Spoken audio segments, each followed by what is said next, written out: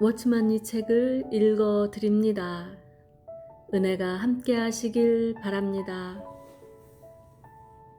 하나님의 복음 제24장 하나님이 믿는 이들을 다루시는 길, 왕국에서의 지옥불. 성경의 많은 곳은 천년 왕국에서의 믿는 이에 대한 하나님의 형벌을 언급했다. 여기서 이것들에 대해 한번 살펴본 후 나중에 최종 결론을 내리겠다. 왕국에 들어가는 것과 왕국 안에서의 큰 자와 작은 자. 마태복음 18장 1절부터 3절은 그때의 제자들이 예수께 나와 가로되 천국에서는 누가 크니이까? 예수께서 한 어린아이를 불러 저희 가운데 세우시고 가라사대 진실로 너희에게 이르노니 너희가 돌이켜 어린아이들과 같이 되지 아니하면 결단코 천국에 들어가지 못하리라고 말한다. 여기서 제자들은 천국에 관하여, 즉 누가 천국에서 제일 큰가에 관하여 물었다. 이것은 구원과 멸망의 문제가 아니라 왕국에서의 큰 자와 작은 자, 높은 자와 낮은 자에 관한 문제이다. 주 예수님은 그들이 어린아이같이 되지 아니하면 결단코 천국에 들어갈 수 없다고 말씀하신다. 이어서 4절에서 그분은 누구든지 이 어린아이와 같이 자기를 낮추는 그이가 천국에서 큰 자니라 고 하셨다. 3절은 우리에게 천국에 들어가는 조건을 말하고 4절은 천국 안에서 큰 자가 되는 길을 말해준다. 3절은 우리가 어린아이들과 같이 되어야 한다고 말하고 4절은 계속 어린아이가 되고 계속 자기를 낮추는 그이가 천국에서 가장 큰 자라고 하셨다. 이것은 왕국 안에서 사람이 어떻게 첫걸음을 내디디면 그 다음 걸음도 그렇게 내딛는다는 것을 우리에게 보여준다.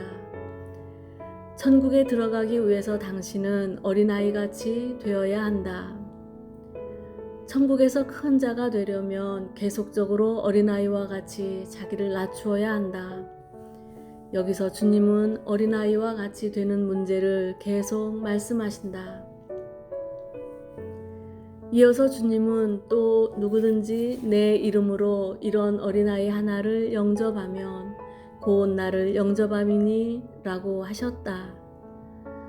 무릇 그리스도의 이름을 인해 이러한 어린아이 하나를 영접한 자, 즉 어린아이와 같이 된 자, 어린아이와 같이 자기를 낮추는 자는 곧 주님을 영접하는 자이다. 누구든지 나를 믿는 이 소자 중 하나를 실족해 하면 차라리 연자 맷돌을 그 목에 달리우고 깊은 바다에 빠뜨리우는 것이 나으니라. 6절. 이 말씀은 남을 실족해 하는 것은 당신 자신이 손해를 입고 죽음을 당하며 좋지 않은 종말을 보는 것보다 문제가 더욱 심각하다는 것이다. 만일 누가 당신을 죽여서 땅속에 장사하지 않고 깊은 바다 속에 던져 놓는다면 그것은 당신에게 일종의 화일 것이다. 그러나 당신이 사람을 실족해 함으로 장래 입게 될 화는 이것보다 더욱 심각한 것이다. 7절. 실족해 하는 일들이 있음을 인하여 세상에 화가 있도다. 실족해 하는 일이 없을 수는 없으나 실족해 하는 그 사람에게는 화가 있도다. 왕국 안에서의 지옥불. 1절부터 7절까지에서 주 예수님은 일반적인 것을 말씀하셨다. 이에 대하여는 이제까지 언급한 것으로 족하다. 우리가 주의하는 것은 8절 말씀부터이다. 여기서 주 예수님은 이 일을 확대하여 말씀하셨다. 그리스도인이 다른 사람을 실족해 하는 것이 틀린 일일 뿐 아니라 자신을 실족해 하는 것도 심각한 일이다. 8절은 만일 내 손이나 내 발이 너를 범죄케 하거든 찍어 내버리라고 말한다.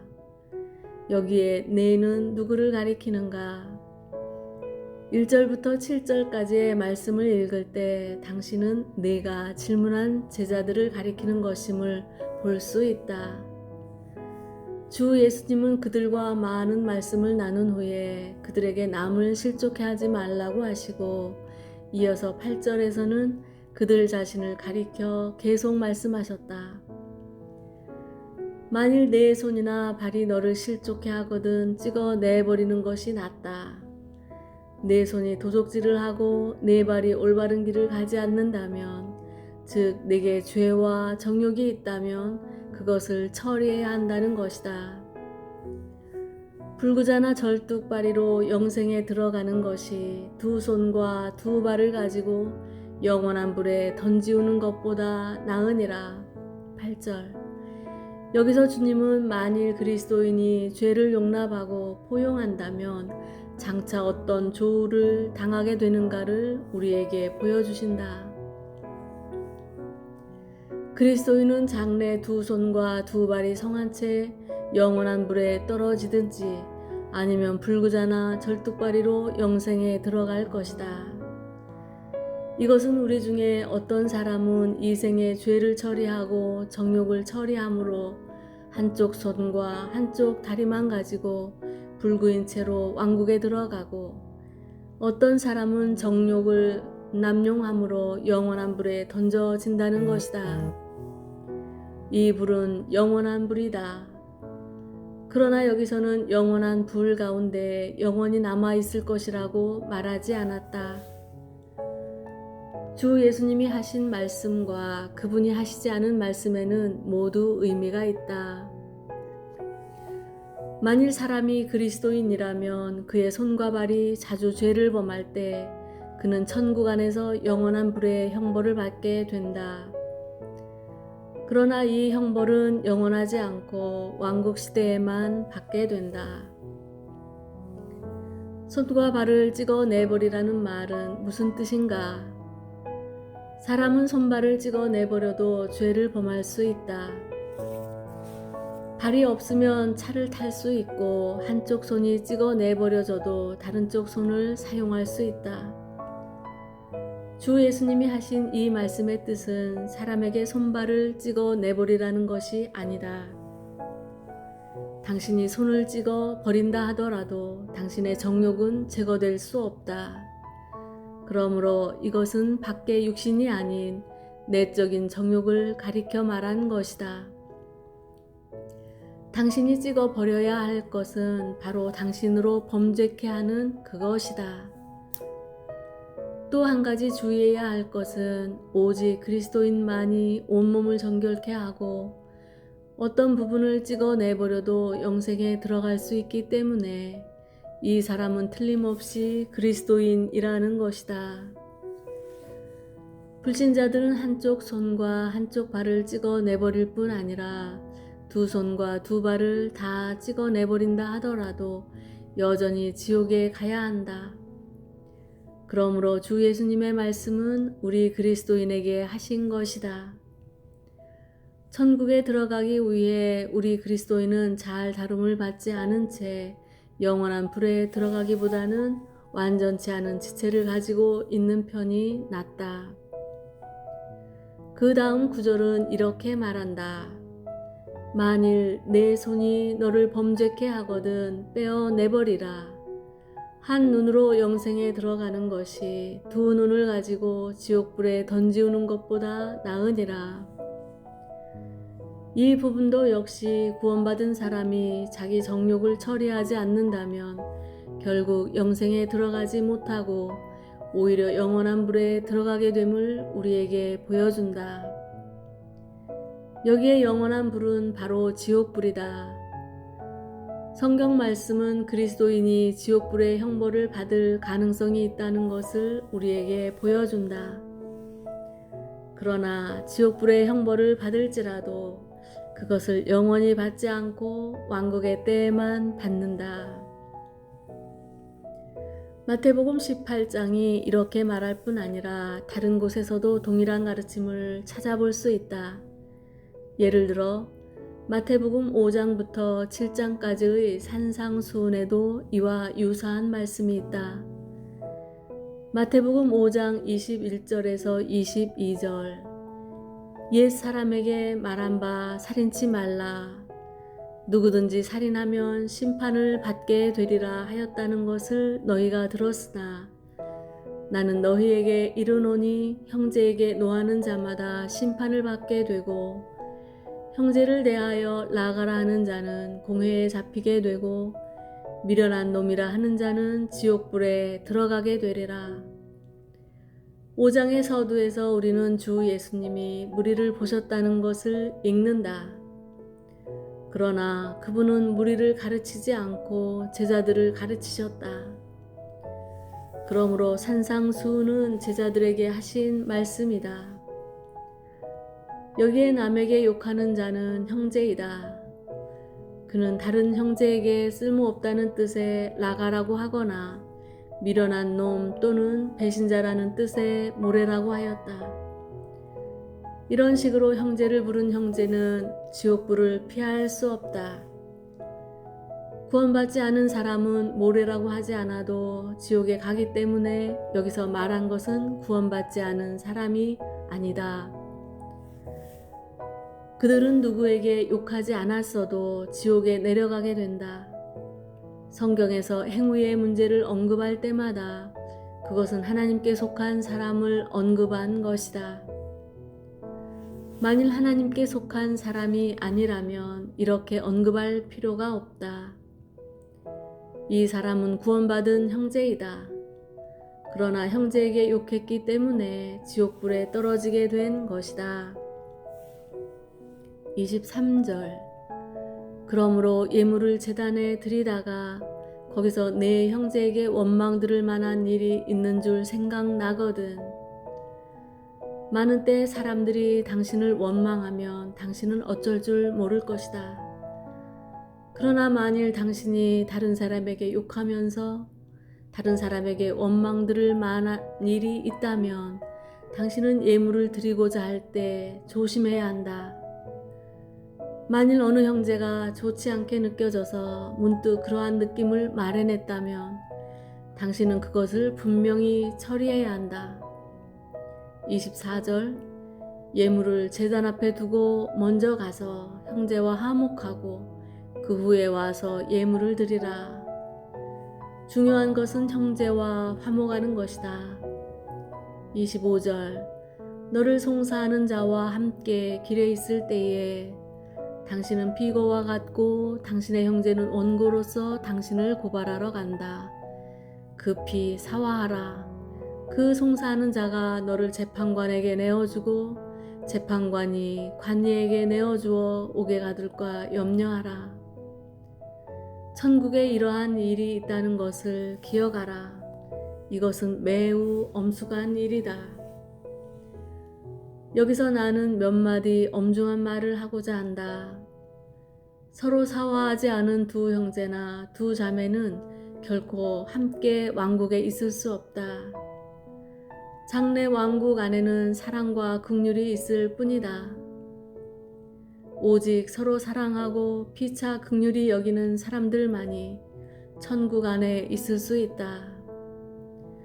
만일 내가 호 형제와 의견을 달리했다 하자 그것을 이 생에서 깨끗이 처리하지 않았다면 우리 두 사람이 다 왕국 밖에 있게 되거나 최소한 한 사람은 왕국 밖에 있게 될 것이다.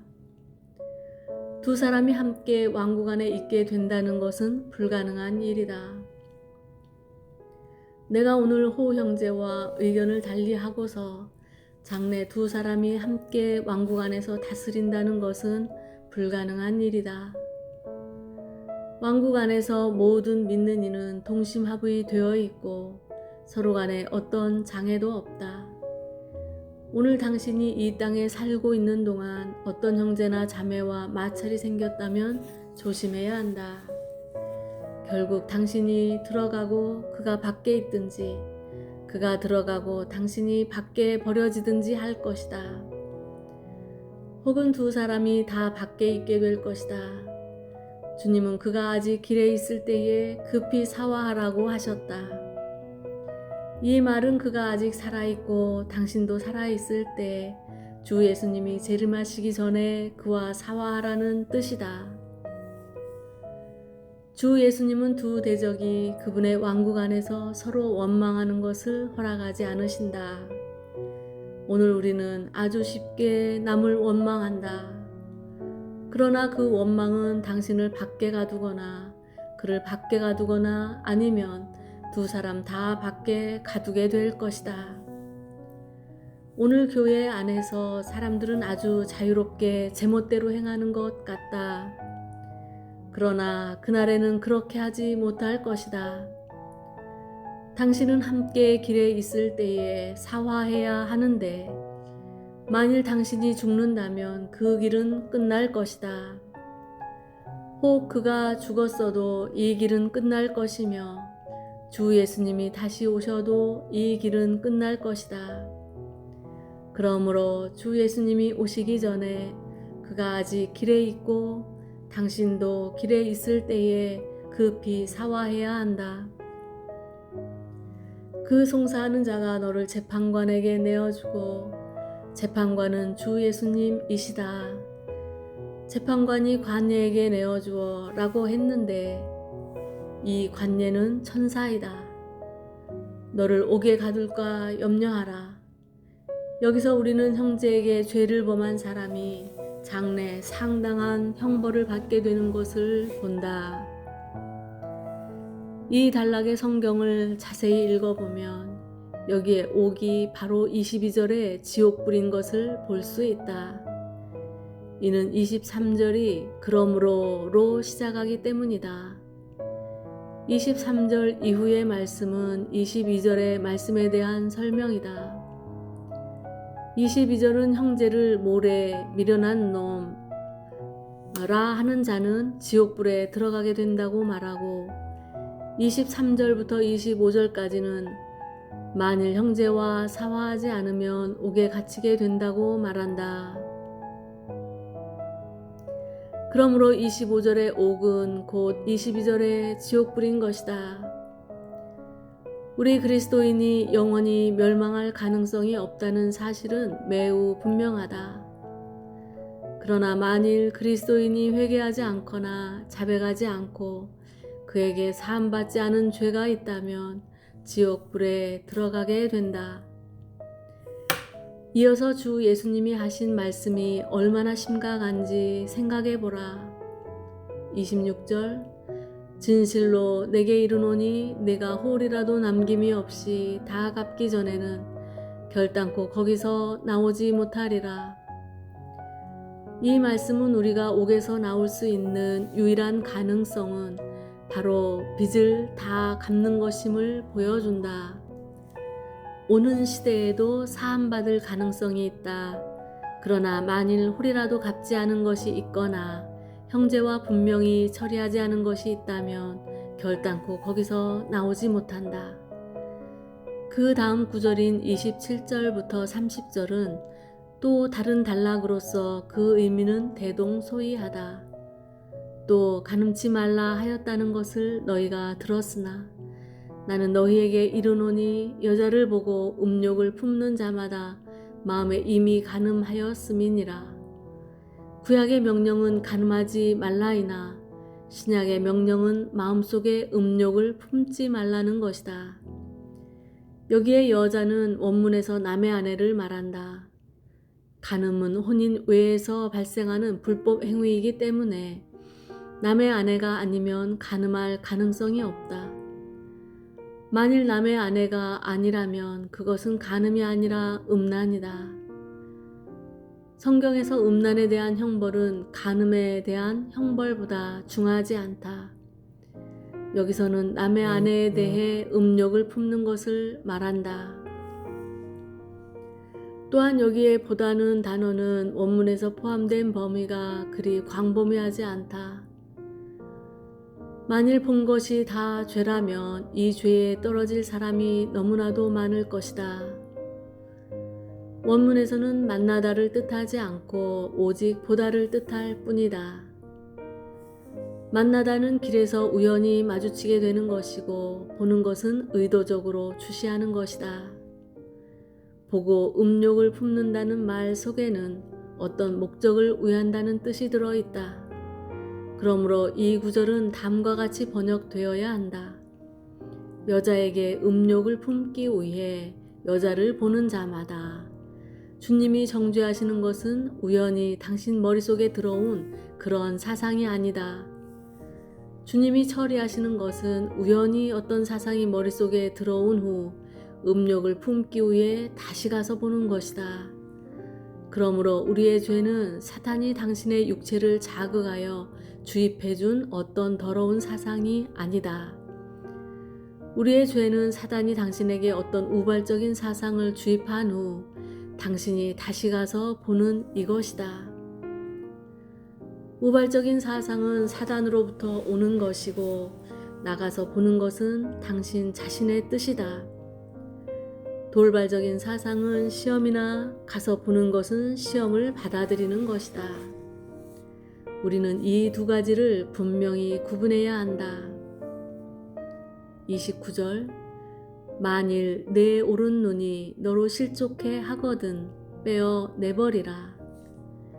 만일 당신의 오른 눈이 가서 보라고 했다면 그것을 빼어 내버리거나 제거하는 편이 낫다. 내 백체 중 하나가 없어지고 온몸이 지옥에 던지우지 않는 것이 유익하며 만일 당신이 정욕을 제하지 않고 죄를 처리하지 않는다면 결국 옥에 갇히게 된다. 그 다음 30절은 이렇게 말한다. 또한 만일 내 오른손이 너로 실족해 하거든 찍어내버리라. 내 백체 중 하나가 없어지고 온몸이 지옥에 던지우지 않는 것이 유익하니라. 이 말씀은 주 예수님이 그분의 제자들에게 하신 말씀이다. 그분께 속한 사람들은 곧 바리새인과 서기관보다 더 뛰어난 의를 가진 사람들이다. 이들에게 그리스도는 그들의 죄를 처리할 것을 말씀하신다. 만일 죄가 그들에게 남아있도록 허락한다면 그들이 영원히 멸망되지는 않으나 지옥에 내려갈 가능성이 있다. 이것이 마태복음에서 주 예수님이 우리에게 보여주시는 바이다. 아멘.